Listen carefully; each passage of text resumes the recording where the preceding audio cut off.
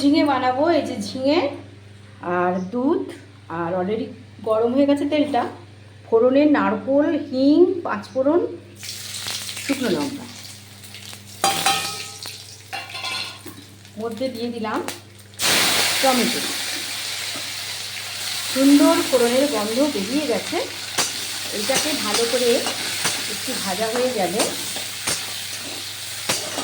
এবার এর মধ্যে আমি দিয়ে দেবো ঝিঙেগুলো।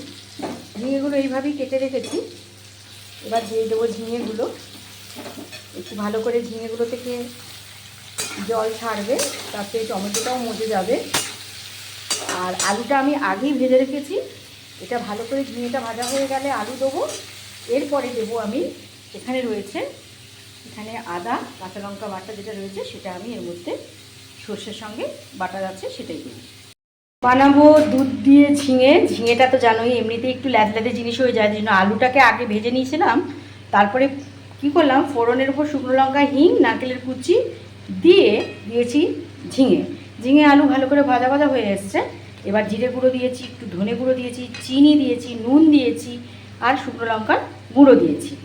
এবারে যেহেতু সমস্ত মশলাগুলো, হলুদের গুঁড়ো একটু, খুব অল্প করে, বেশি দিইনি, সাদা ধরনের হবে তো, এটা হবে আমার দুধ ঝিঙে। তো এবারে দেব যে এই যে আসল যেটা বাটনা, এটার সঙ্গে আছে সর্ষে, হলুদ আর সাদা সর্ষে, হলুদ আর কাঁচা লঙ্কা। এটাকে আমি একসঙ্গে বেটে নিয়েছি। মানে আদা আর সর্ষে কিছু কিছু তরকারিতে এত খোলে না, ভাবতে পারবে না। তো অলরেডি আমার কষা কষা জিনিসটা যেভাবে আমি চেয়েছিলাম সেটা আমার হয়ে এসছে। এবার জিরে ধনের গন্ধটা, যেহেতু এটা নিরামিষ তরকারি, যদি একটু থেকেও যায় তাহলে কিন্তু অতটা খারাপ লাগবে না। এবারে ফ্লেমটা আমি বাড়িয়ে দেবো। বাড়িয়ে দিয়ে এর মধ্যে আমি কাউ মিল্কটা যোগ করে দিলাম।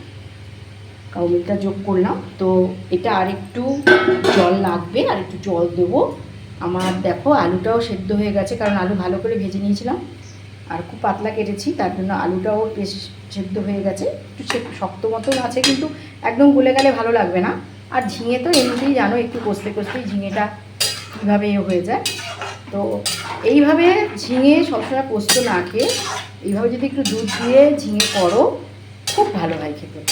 রুটি, মুড়ি, আমরা তো মুড়ি দিয়ে তরকারি খাই, ফলে আমার মুড়িটাই মুখ দিয়ে বেরিয়ে গেল।